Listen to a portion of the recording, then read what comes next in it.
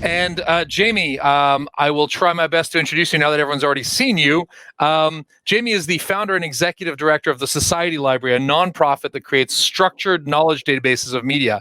Basically, if you go ask people what are the arguments on climate change, there's a lot of them, but you can boil them down to a few sort of central arguments, which takes a lot of work.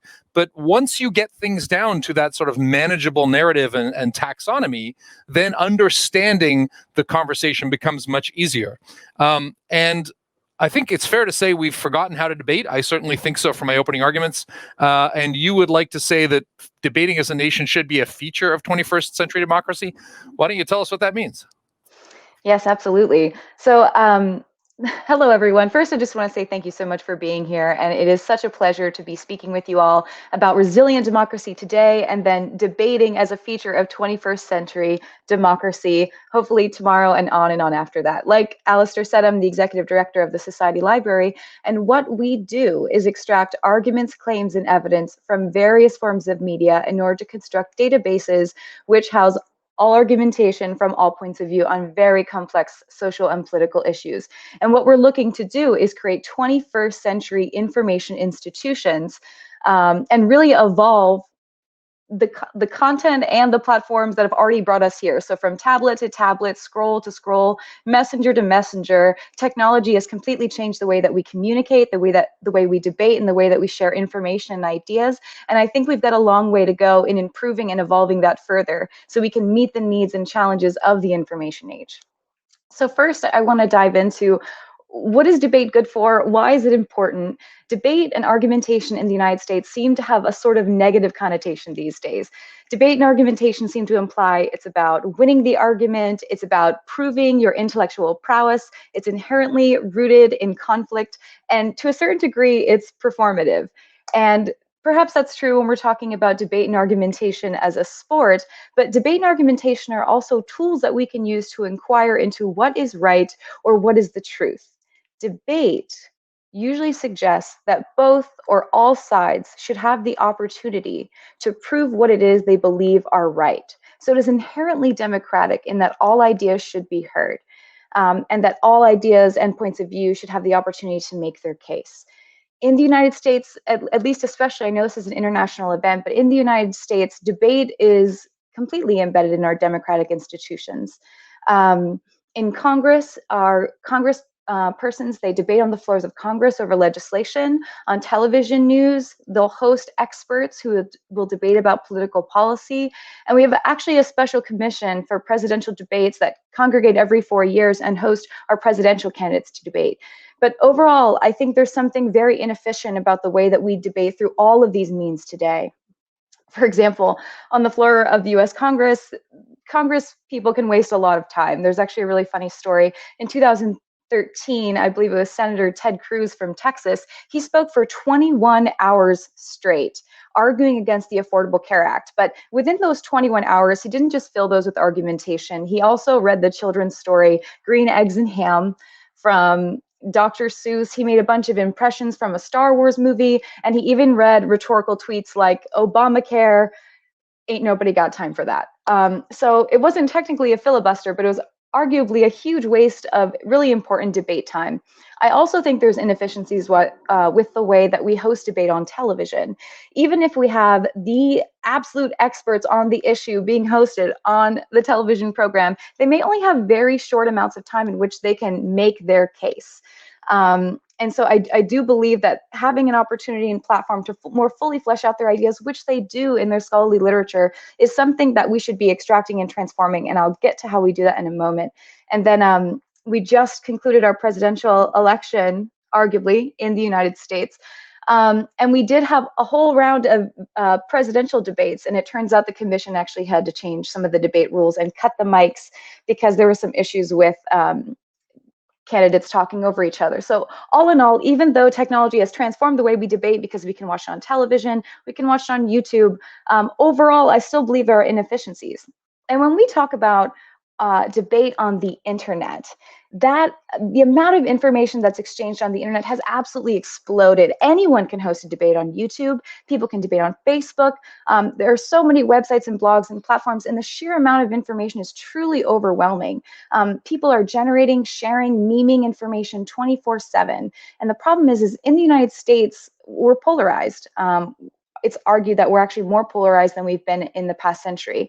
We're also trapped in echo chambers. We're surrounded by mis, dis, and malinformation from foreign agents, political entities, and marketing firms. So not only are debates scattered and perhaps redundant, but our debates online are also vulnerable to attacks, and not only from misinformation, but also just devolving into attacks against each other, because debate is actually very hard to conduct without falling into one cognitive bias or logical fallacy or another. And then the fact that there is so much false news and fake accounts has led to social media companies, content hosting platforms, and search engines to censor, deplatform, and silence accounts. And I can't say that I blame them, since the amount of information that is being shared is absolutely staggering. I mean, Facebook, I believe in Q4 2018, disabled 1.2 billion fake accounts. And in Q1 2019, they blocked another 2 billion fake accounts. So just the sheer amount of information that's falsified, and how many of those are being weaponized in order to sway political discourse, it certainly necessitates that something be done. And given that volume is a problem, I can understand that censorship, silencing, deplatforming, and even canceling must be an option. But it does imply the question is, can we have uncensored debate as a nation? Which is to say, how can we represent everyone's ideas and inquire into truth at the national level? So I just want to say that I'm so pleased to be here with you today as just one practitioner of a community of people who are dedicated to organizing knowledge for the public in the information age. And many, many of my colleagues work on something called debate mapping or argument mapping, with which you may be more familiar. And so this is an example of some debate mapping software. It's just a visual it's a visual representation of the logical relationships of argumentation.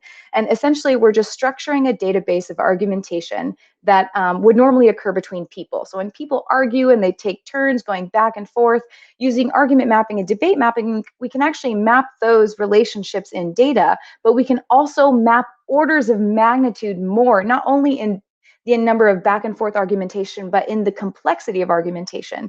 And that structured data can actually be visualized in many, many, many ways. And so the reason why, why this is something that would be desirable and why the community believes that this is something they should invest their time in, including myself, is that we believe it's worthwhile to have a knowledge commons, a centralized common place where all of these arguments and debates are stored. So we don't have to have the same arguments again and again between different people on different platforms through time. And instead, we can build that argumentation collaboratively over time. So we can have the opportunity to fact check and build knowledge and store that all in one collective commons on the issues that we care about the most. So the high impact, persistent, and polarizing issues that plague our democracy, we can have an accumulative knowledge commons that everyone can participate in. So while several of my colleagues are working on platforms that enable people to join and crowdsource that content for the benefit of everyone, the Society Library, which is a nonprofit organization that I work with, actually takes a different approach. We recognize that debates are already happening all over the internet. Debates have been happening in printed materials across time, through communities. Debates happen between scholars in their papers. A debate could start at in a book, be tweeted about, be reported on by the news, commented on Facebook. So it's across platforms that we're really having these debates. So instead of trying to collect a group of people to debate on a platform, the Society Library is dedicated to collecting the debates that have already happened and combine them. And so today I'm pleased to talk about an actual case study, a piece of work that we're working on. It's called The Great American Debate. And I'm also pleased to have taken a look at the Forward 50 content survey, because I saw that there was climate change related content there. I believe there was interest shown in various climate change content. So actually our Great American Debate program is all about extracting and modeling the argumentation of the English speaking United States citizens and their ideas on climate change. So we've been working on curating this nationwide debate on climate change for a US audience by using the content that society itself has created. A little bit of background, however, the debate about climate change is very politically charged and a very politically important debate in the United States. It's actually one of our most persistently partisan and polarized debates. As you can see in the graph here, the perception of whether or not it's a major threat, you can see there's clear party delineations there, and the extent to which Democrats and Republicans believe it should be a priority for the president or Congress to address global warming, later called climate change. You can see there's also not only a widening gap, but a clear partisan delineation. Now, obviously, what people think about climate change is much more complex than just whether or not they think it's a priority. So we're going to dive into that shortly. But I will say that there's also been some incredibly amazing work that was done by Yale University's Climate Change Communications program in partnership with George Mason University. And what they did is they extensively profiled the American public and found that there are about 6 Americas. That's what they called them, is the 6 Americas, meaning that the way Americans relate to climate change essentially breaks up into 6 different types. We have the alarmed, the concerned, the cautious, the disengaged, the doubtful, and the dismissive.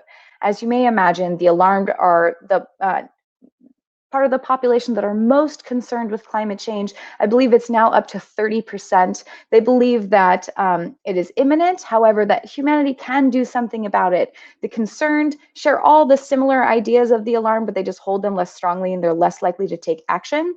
The disengaged and the doubtful actually think and care about climate change the least, and the doubtful are the ones that are most likely to doubt the scientific community and have religious explanations for their ideas.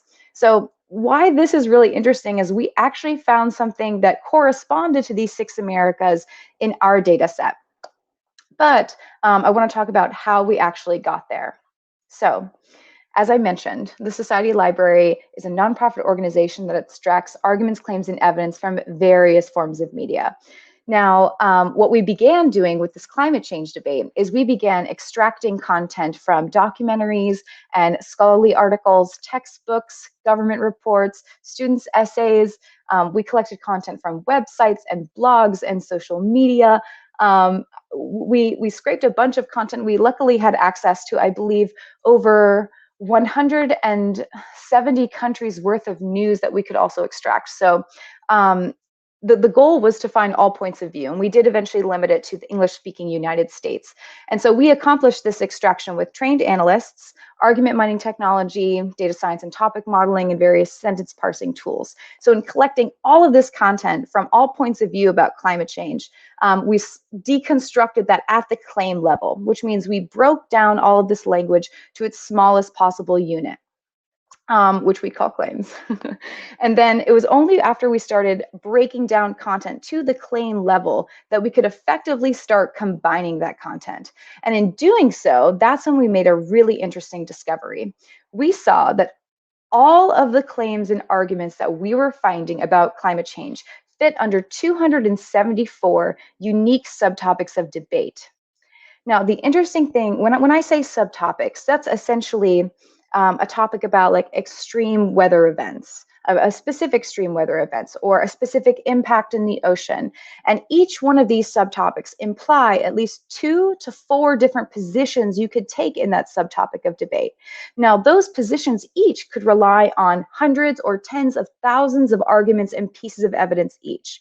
So although I'm showing a pretty simple representation here, the actual argumentation is unbelievably complex, especially since we're not only depicting the arguments that support that point of view, but all of the counter arguments as well, because no argument should be shown without its counter if it exists in the literature, if it exists in some documentary, in television, scholarly articles, textbooks, something. The goal is to extract all of that argumentation and model it as one conversation. So as we began finding that there are these patterns of argumentation, there are these subtopics, what we also discovered is that there were each and every one of these subtopics fit under 6 fundamental questions. So and a quick note about debating. When it comes to debating, the framing of the question is very important. even though there are hundreds of thousands of questions a person could actually ask about climate change, what we found is that every single one of those questions, like related to any single position of these 274 topics, actually fit under these 6 fundamental questions. Something I couldn't help but wonder is, do these 6 questions correspond to the 6 different audiences? Do each one of these audiences have a hang up in one of these questions in which it is unresolved for them? That is yet to be discovered. However, these 6 fundamental questions encapsulate all of our data, and they are: what is climate change? Is climate change happening? What causes climate change? What is the impact of climate change? What could or should we do about climate change? And why has this debate persisted for so long? So in saying that, I just would like for you to take a moment and think about any collection of ideas you have about climate change. What is your position? And think for a moment, what do I actually know about that? What are the arguments that I would put forth if I was in a debate? And imagine, I imagine you, unless you're an expert, you probably have a couple of ideas, a couple of certainties, a couple of assumptions, a couple of claims that you believe support your position and that are right. But what we need to reckon with, and what we really need to understand, is that we're in the information age, and the amount of data that we're able to generate is unbelievable. And that data is deployed in all sorts of argumentation to argue about what is right and what is true. And luckily, we now have the technology to start modeling that content, not just to plug it into a black box to make some kind of decision for us, but we can actually logically articulate the arguments and evidence from all points of view. Now, there's an incredible importance to this, because if you honestly took a look and wondered, what do I really know about climate change and how do I know it's really true? Perhaps something popped up for you in that, like, you realize in seeing these 274 subtopics of debate, there's probably a lot of content that you haven't seen. There's probably a lot of argumentation you haven't explored. And it'd be really wonderful not only to have a database to explore your own ideas, perhaps reinforce what you already think, like we like to do, but also explore the argumentation of the other the other 5 Americas, whichever one that you're not a part of personally. So creating this collective knowledge commons is an absolute goal, but I do want to dive into the questions themselves. So starting with what causes climate change, or I'm sorry, what is climate change? It's a debate about terms, and there's an implication when we use the term climate change. When some people use the term climate change, they're implying that it is catastrophic, it is imminent, and others definitely do not imply that. In fact, some people just imply that it's an absolute scam, it's a hoax, and there's actually an interesting variety of the types of scams that are suggested. So this debate encapsulates fleshing out what the implied meaning of climate change actually is: global cooling, global warming, both. It factors in matter of time and intensity. And that's really important to get clear, because as we use that term climate change in the subsequent debates, we need to realize that when other people approach these other debates, they have different implications. And there's actually 14 of those subtopics. So for is climate change happening, the second question, the implied immediate positions are yes, no, it's impossible to know, we don't know, and then of course it depends on the definition. So this gets into observational phenomena, historical records, data from various sources and tools, and criticisms about the reliability of those tools and the reliability of the data, and also questions of the legitimacy of the institutions responsible for processing that data. The next question: what causes climate change? So answers to this have a variety of suggested causes, and there also is argumentation to what degree those various causes have an impact on climate change itself. This debate goes into the details of cause and effect. It critically hinges on factors of time, and the methods for how we isolate the prominent causes are also explored. Next is, what is the impact of climate change?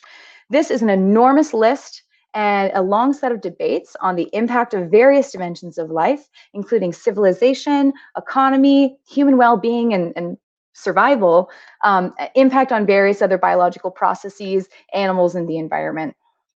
Now, the fifth question is one of the largest. What could or should we do about it? Many of you in the audience today may be at this question. You already know what you believe in the previous questions. You're not hung up on any of those debates, but this is what you really want to know. what could or should we do about climate change? And as you can see, there's over 100 different subtopics. There's over 100 different solutions.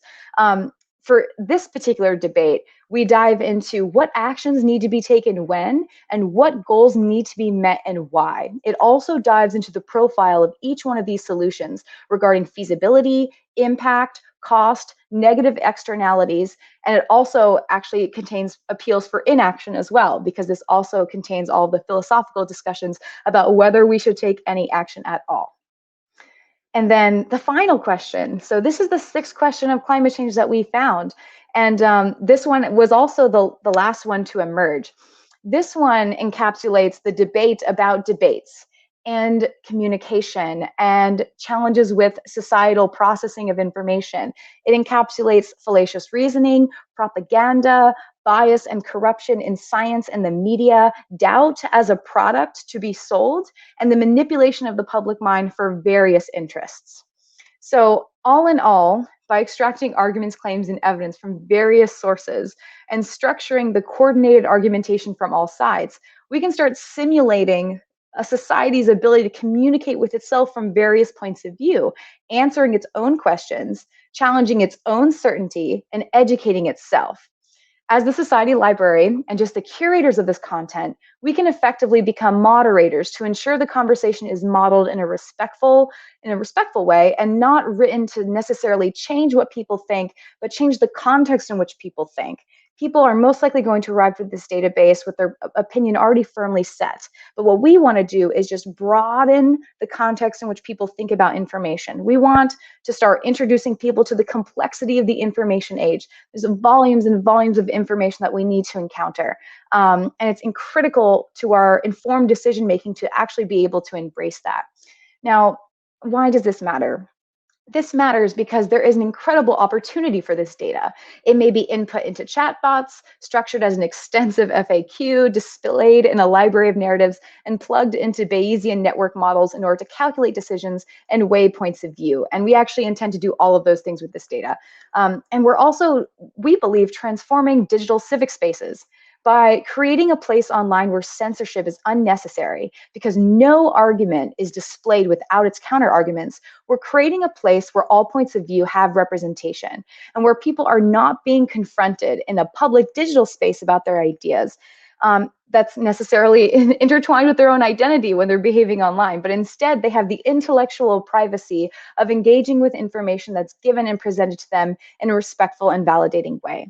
I also believe in terms of representation, there's a great big difference between listening to citizens by polling or surveying them and representing their leanings on heat maps and actually fully articulating the collaborative logic and reasoning of every point of view of the population.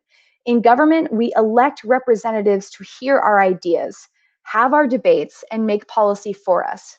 But with technology, we can have a representative database with everyone's contributions, without any of the limits of human reasoning or memory. So with that being said, I also want to say the Society Library applies these methods to various forms of decisions. We've worked with city councils, mining arguments from their emails and their meeting notes and letters from the mayor and the news on complex social and political issues. And we've completely articulated that logic and broken it down step by step into a decision-making matrix. So there are practical ways that we can immediately improve decision-making with these techniques.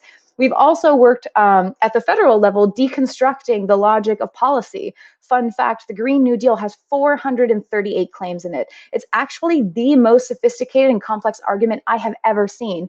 I don't think I'd be alone in saying that perhaps the rollout could be accompanied with more educational materials because unlike some pieces of legislation like bills where they describe essentially the findings of Congress, there was no evidence that went along with the Green New Deal itself. So there's opportunities for education, representation, and improved decision making. So I just want to thank you so much for your time and attention. If you'd like to learn more, please go to societylibrary.org. My name is Jamie Joyce, and thank you so much.